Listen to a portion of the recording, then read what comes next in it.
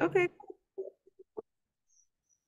All right, so we are joined from Atlanta, Georgia, by social worker, the owner of Flourishing Minds, Rikki Clark McCoy. We thank you so much for joining us today. This is our college career readiness class. I got a room full here with me at Velma Jackson High School.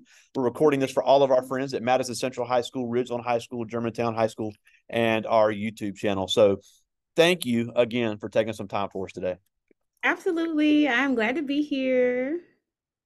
Now, before we get into what you do and some of the things that these kids need to prepare for, you're originally from North Carolina, went to Fayetteville State and then Clark Atlanta, two great HBCUs. So take us through your educational background because we have several here that are kind of on the fence about doing the HBCU, and we have some that are dead set on HBCU. So I'd love to hear about your HBCU experience at those two great institutions. Yeah, so I'm from North Carolina, like we said. So I went to undergraduate school at Fayetteville State University. I'm from a small town. I think this is also like a small town area, right? Yeah, so small town. I needed something more. I needed something bigger. So I never wanted to like be close by. But of course, that can scare parents. That can scare people like they don't if they haven't really gone out. I'm a first generation college student as well. So they didn't really want me to go super, super far. So that's how I ended up at Fayetteville State. And then from there, I said if I went to grad school, it was gonna be out of state. So finally, like, as that transition that we're talking about, like I'm like, okay, like I did undergrad, now it's time for me to go on. And that's how I ended up in Atlanta for grad school. Yeah, and Clark Atlanta, which is a great historic campus. I've actually been to a conference there when Hmm. I was in college. Really cool with the triad there with Spelman, Clark, and Morehouse right there in the downtown Atlanta area. Now, then you got your master's in social work at Clark Atlanta. You Yes. spent some time working in the school system, doing different things, and you became an entrepreneur Yeah. in 2015. Is that correct, or 2016? So, Uh-huh. but I thought was really cool and something I've found out because we have several kids here interested in entrepreneurship. And I Okay. wanted to talk briefly about this because I think it's important to hear from a business owner about how, and I think it's fun. And I know they get so tired of me saying this. I use the same example all the time. I'm a big fan of Jasmine Sullivan, Okay. but her song where she talks about, I'm going to move to Atlanta, open a business, and be rich, it doesn't Yeah. work like that. Yeah. Yeah. There's, you have all the training in the world. You've learned about how to deal with people's stress, deal with people's trauma, but does that degree really prepare you to be an entrepreneur? It's completely different. Yep. So, even though entrepreneurship is attractive for a lot of good reasons, talk about the responsibilities that an entrepreneur has, especially a Black female business owner in a big city. Absolutely. So I think the number one thing, which is something that we talk about with transition, so it aligns pretty well, is your structure. Like having structure, having time management skills, and really having the discipline, like self-discipline. Because if you're working for yourself, there's nobody that's going to push you. There's nobody that's going to help you reach your goals. Like you have to be disciplined and actually get up every day and do the things that you're doing. So similar to transitioning from high school to adulthood, right? It's like you got to have that same dedication, that same discipline. You got to know your why. Whenever it is that you're trying to meet your goals, you got to know what it is that's going to keep you going as you accomplish the goals, and they don't happen overnight. Yeah, and for I know for at least a short time, you were doing your full time job and being an entrepreneur, which is something I have found out as I started having these guests. Yeah. Is a lot of people don't just jump all the way in. You don't have to. You can hold on to that job as an employee, keep the Yeah. benefits, keep steady income as you build your business. It's not something that's just do or die right off the bat. Absolutely. Yeah, you want to be strategic. You want to bring in other parties to help you, like an accountant or somebody who can help you just make sure you're set up for success. Yeah. So obviously, the main reason we have you here today is to talk about flourishing minds and some of the transitions these kids are going to deal with as they graduate from high school, because they're graduating in May, and we're in December, so we're just 5 months away, and we have a multitude of different plans and colleges and community colleges these kids are interested in. So. You talk about transitions and you mentioned it briefly on your website about the different transitions people face. And a big one of the biggest transitions someone will ever face is transitioning from high school to college. And I said, I wish I'd have had somebody when I was 18 years old to better mentally prepare me for that because I was just having a talk with a young lady who's got a great question for you. We'll get to. I said, you're smart enough.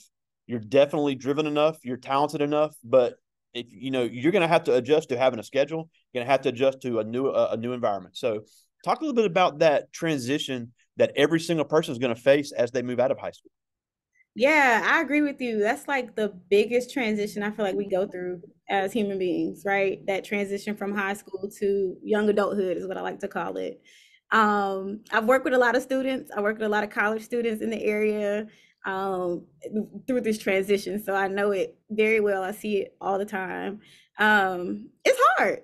It's hard. It's like the number one thing is like just not giving up on yourself, not giving up. You may be breaking generational patterns, certain thing, like you may be the first generation student, like I mentioned about myself earlier. And so there are going to be a lot of things that you face that you don't necessarily have like a roadmap to face, right? So definitely being open, definitely reaching out for help when you need it, right? Like being open to the ideas and those perspectives, people that have walked the path, people that have done the work to, people that are successful at adulting, right? um I think one of the biggest things I struggle with transition myself, throughout from undergrad to grad school because I moved to another state, right? Didn't know what it was. Like I actually dropped out of grad school and went back because it was like I just wanted to. I was like, oh, not comfortable. I want to go back home. Went back home for like 2, 3 months, and I was like, no, like I got to go back. Like I just didn't give myself a chance to really try, right? Coping skills. Coping skills are going to be huge when you talk about like stress management, boundaries, time management, right? Like knowing how to protect yourself, knowing how to soothe yourself as you go through those transitions is huge. And that's what I didn't, like you said, I didn't have that either. So it's actually one of the reasons why I became a therapist. Yeah, and I think that's important because it really is different for everybody. And Hmm. one thing, fortunately, now more and more college campuses are offering the mental health services. Yeah, they do. They'll have somebody there for you to talk to. I mean, you're already paying enough to go to school there. You might as well make use of the tuition you're paying. Yeah. So, because you talked about the coping skills, the time management. Even though I'm got a room full of brilliant students here with me right now, they've never had those types of responsibilities. Hmm. So, and then it's funny you were talking about fears we were having. I mean, even though I was listening to him, we just had a couple that are here with me now talk about I'm scared to live on campus because I'm not going to know my roommate. Yep. That's a, I mean, even though I was messing with them, that's a very common thing to be afraid of. Yeah. So about some of those other stressors that is completely normal for a college student to face. Yeah, like you said, like time management, like knowing when to go to class. Nobody's there to wake you up. If you miss it, you miss it. If you fail, you fail, right? So you got to keep up. You got to know when to go to class. You got to meet new people, being open to meet new people, like a roommate, other people that may be in the dorm, right? Getting accustomed to like the campus rules or like the dorm rules, right? Like they may have different structure or different rules than like parents had at home. So that's something you got to adjust to. A new community if you're going away like somewhere that's not close by. Learning the new community, whether you drive or don't drive, is a whole nother situation. um, Trusting the adults at the school, like knowing how to ask for help if you need to, like you mentioned. There are a lot of mental health supports now on college campuses, so that's helpful. But just being open, like being vulnerable enough to ask for help if you need to, and knowing that they're at the end of the day, they're there to help you be successful. Money, right? Money management, knowing how to manage your money on your own. Yeah, we're Um, going to have a financial speaker Friday to talk about that exact same oh, issue. that's nice. That's nice. Like you got to know how to manage your money. Um, your mental health, your wellness. You got to know when you're stressed. You got to know when you're not feeling well. How to take care of yourself and paying attention to your body, right? So you can know if you're sick, if you know if you need to rest. Like you need to know those things too. So Yeah, and I think it's important. All those things you said. I think it's also important to realize that whatever you're dealing with, somebody's dealt with it before. oh yeah, You know, me and yeah, you are close to the same age. They don't want to believe that at one point we were their age. yeah, The things that we dealt with as teenagers. Now we didn't have the same influences, but we had the same fears and we had the same doubts. We had the same triggers. We had the same stressors. We had anxiety about the same type of thing. So there are people that are have felt that way, and you're not the only person that's ever had that. yeah, yeah. And it really shows you that you're not alone. So I would participate if it's group activities, if it's like a one-on-one support. you're not alone. Like we all are navigating life. Yeah, and I know you're a proud member of AKA, and we have a couple of AKA teachers at our school here. And Okay. I my next door neighbor in undergrad was an AKA, so I learned a lot about them in undergrad at Southern Miss. Yeah. But and even if we have someone interested in the NPHC, which is some great organizations. But I think that's also important to when you go to college. You can't you may have those fears, and I get it because we're a small community. They've been going to school with the same kids for 13 years. Yep. They've only known this environment, and Hmm. it can be overwhelming. I went to a high school that had 500 people in my graduating class. I went to University of Southern Mississippi, and I even kind of felt lost in the shuffle. So that's not uncommon. So stepping out of your shell and finding a way to get involved in things on campus, finding ways to network because you can Yep. be a great student, Yep. but if from a professional level and from a mental health level, you have to get your name out there so you're not holding those feelings inside, holding those thoughts inside. Hmm. Community is important. Like, but that's what it's like building community. Like, how do you build supports outside of yourself, right? Having a healthy support system. That might not always be family. That might not always, it just depends on where we come from. And so it's important that you build community outside of what we're used to. Yeah, and another thing is we have several that are we have a few that want to go out of state. We have one interested in Talladega College in Alabama. We have one interested in Texas Southern in Houston. We also have some interested in our PWIs, HBCUs here in Mississippi, and also community colleges. So we Hmm. have a variety of levels of how far away they want to get from home.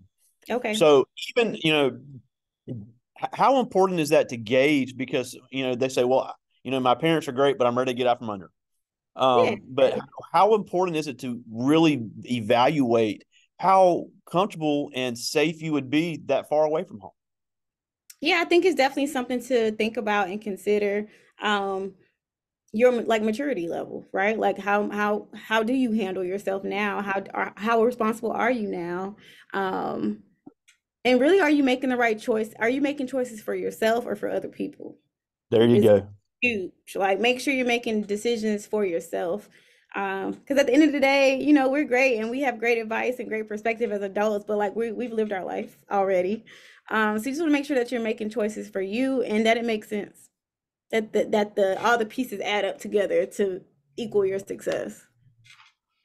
Yeah. Now, a couple more things I wanted to talk about before I get to their questions because they've got some pretty deep ones. Okay. You know, you have spent some time working in suicide prevention there in Atlanta, and I Hmm. think one of the biggest myths is that suicide does not affect the Black community, and that is false.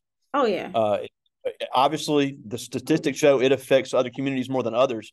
But I had a former student in Jackson when I was teaching in the city of Jackson who committed Hmm. suicide at 19. Um, Young Black man was facing some stressors in college, couldn't adjust to it, wound up killing himself, and nobody saw it coming. Hmm. So you've dealt with the suicide prevention, so and obviously it touches the Black community more than the media and some of the social media things will really let on. Yeah. So talk about some of the things that you've seen as far as warning signs and as far as ways people can ask for help because that especially with these young minds we have here, we are going to need them not only to take our places but to fill these new careers that are going to need their skills. Absolutely. And so we got to know how to juggle and manage life, right? Like so that we can be successful at those things. Um, like you said, I think there's a lot of underreporting as well. It's a big stigma in the Black community to have like mental health issues. We like to sweep things under the rug or not really talk about things that happen outside of, things that happen in the house. You don't talk about it outside. So that's like a thing, or we gonna pray about it or whatever, like whatever it is that we might be learning at home. Um, but warning signs like just being sad, not being motivated, feeling hopeless, feeling like there's nothing, like I don't know a way out of my situation, of my struggle, feeling anxious, right? So having that nervous energy that we just don't know what to do with it, but it makes us feel physically ill, like we feel sick, we feel it in our bodies. Grades might be failing, like we're not into the things that we used to be into. We isolate, we withdraw ourselves. We might be frustrated, you could be irritable. We don't really know how to express our emotions, but we know that something's going on and we don't really feel like ourselves. Like those are going to be some warning signs to look out for. Appetite changes as well. Like we may lose our appetite or we may overeat or stress eat as well to cope. So we have just unhealthy coping strategies. Sometimes it may be substances or like just different things. Um, there are a lot of ways to get support. I would say the trusted adults at your school, the people that are in your like close proximity are always good.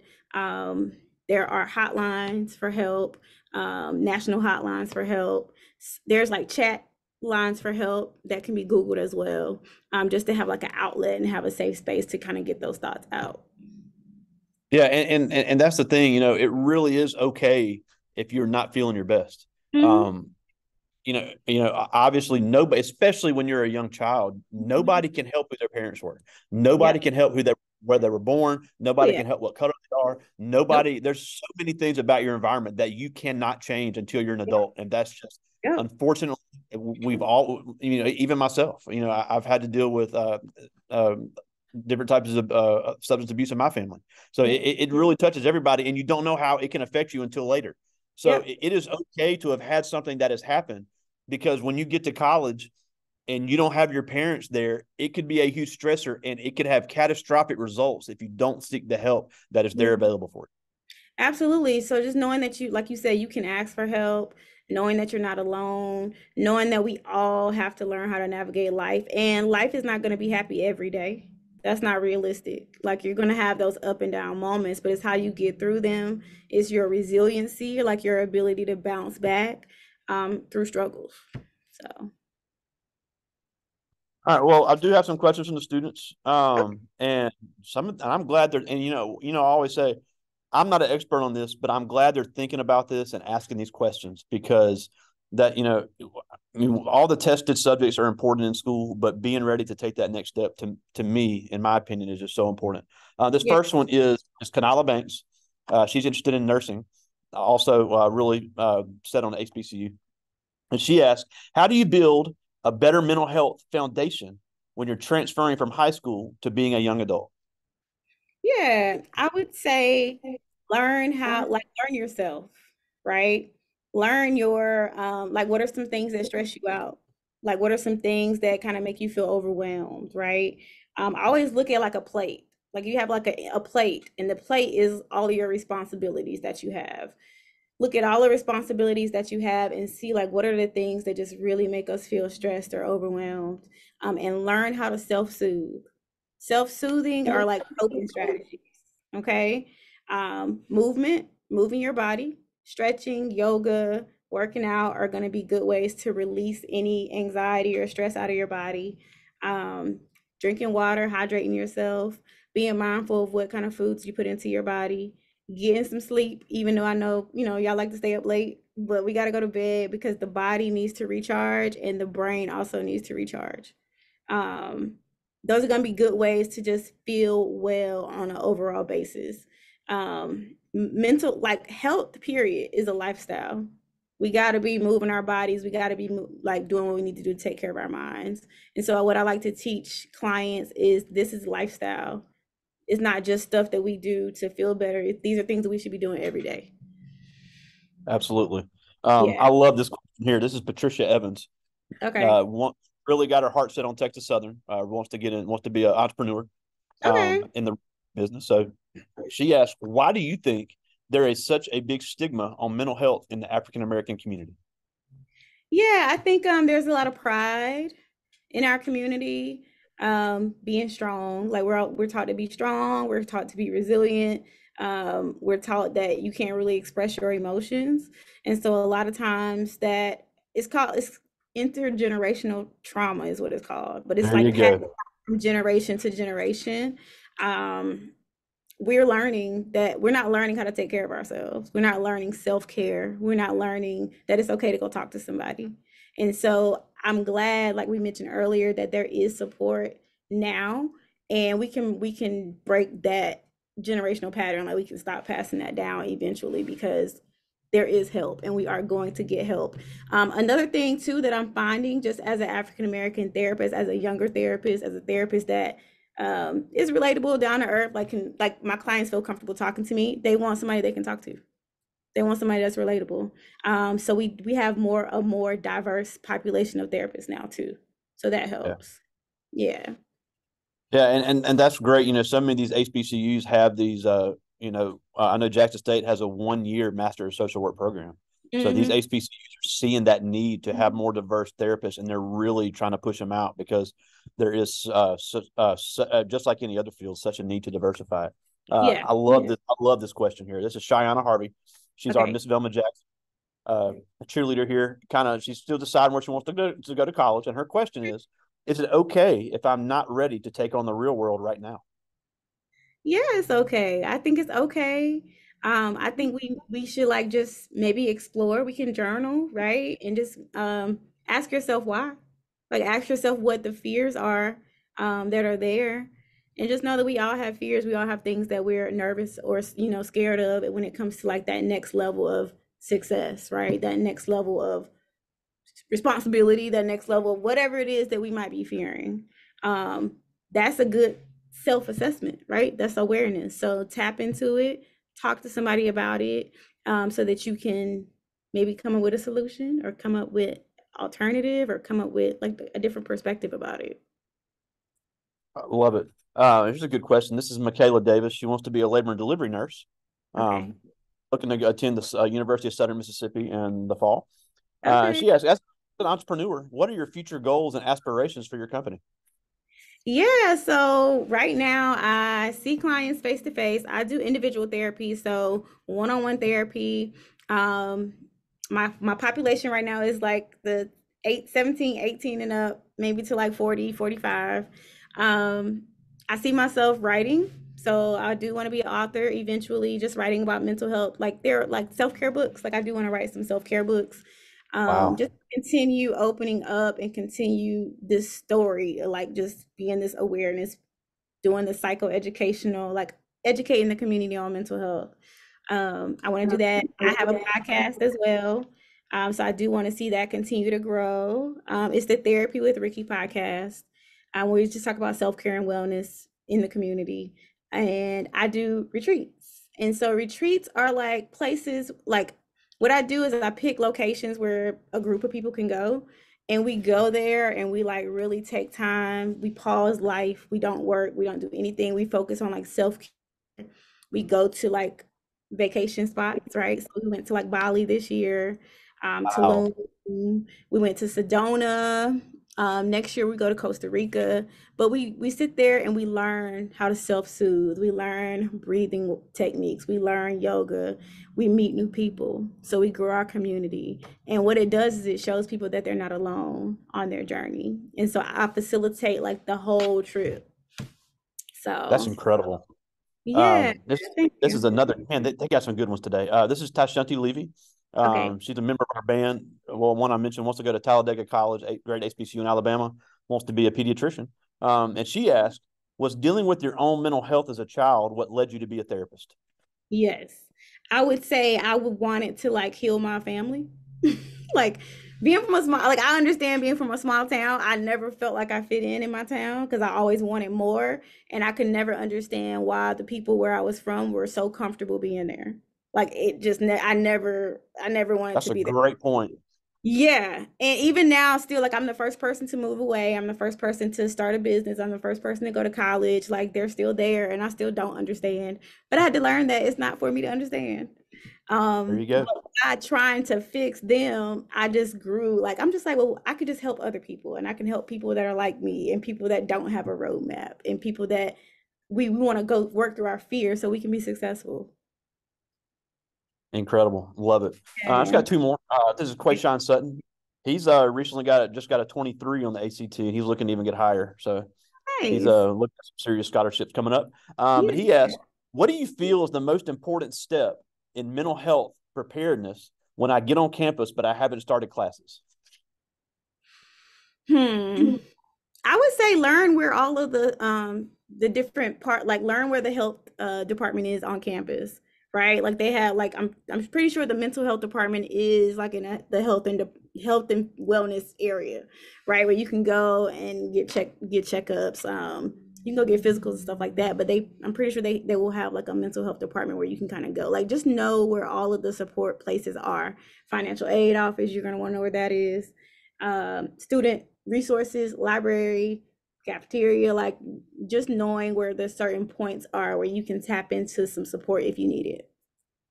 Absolutely. And, and that's another valid point because, Mhm. um, and even as adults, we get frustrated when we can't find things. Yeah. So it's kind of like having a mental plan of if this happens, Yeah. this is where I need to go. And I think Yeah. that is and I'm not a psychology expert by any stretch, but Yeah. I can tell you, having a mental checklist of what Yeah. to do if this happens is such an important step in college. And even as Absolutely. a professional, it is just something, and that is some great advice. And I hope everybody thinks about that. Yeah, and I will also say too, ask the if you are in like a dorm or like wherever you stay, there's usually like a resident coordinator and some type of like lead person in the building too. Oh yeah, that's true too. All right, I just got one Mhm. more. This is Cody Myers, member of our state championship track team, member of the basketball Nice. team. Okay. He's weighing his options. He's been accepted a couple places, but he's still deciding where he wants to go. But he asked, "What is the biggest, or what is the easiest way to transition from moving out of my parents' home into a college campus?" I would also say again, I'm real big on learning yourself, right? Learn yourself, learn what it is you want to do, know why you want to do it. Is it you that wants to do it or is it somebody else? And just There you really go. make sure that you are aligning yourself with the things that you want to do that make you happy. Um, Sometimes it's hard to talk to the adults in your life. Like sometimes they don't really get it. We might can be strategic with that until you move out or whatever. But it's, be strategic. Like there's a time and a place for everything. We don't have to fight every battle, but you want to make sure that you're living your life for you. Absolutely. Now we're almost out of time, and we thank you so much for taking some time for us. But before we go, a couple things. One, I always say that when it comes to social media, they follow all these celebrities and these so-called influencers, and that's cool. I follow celebrities too. But you're such a great social media follow, and you have so much positive things to offer. So tell us where we can find you on Instagram and find your podcast and see some of the things you put out there because I think it's something that people could use. Yeah, absolutely. So, they can find me on it's therapy with Rikki. Everything is therapy with Rikki. So on Instagram, the podcast is called the Therapy with Rikki podcast. So if you have an Apple phone, if you have Spotify, you can find it on there. But if you have an Apple phone, you just go to the podcast app and you can find it on there.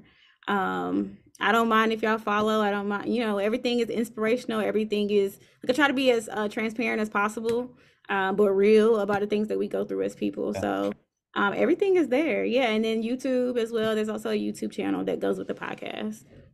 Yeah, and I think that's important too because we see all these celebrities living this certain type of lifestyle, Mhm. and that's cool. But fill your mind with things that are positive. Follow Yeah, people that are going to uplift you.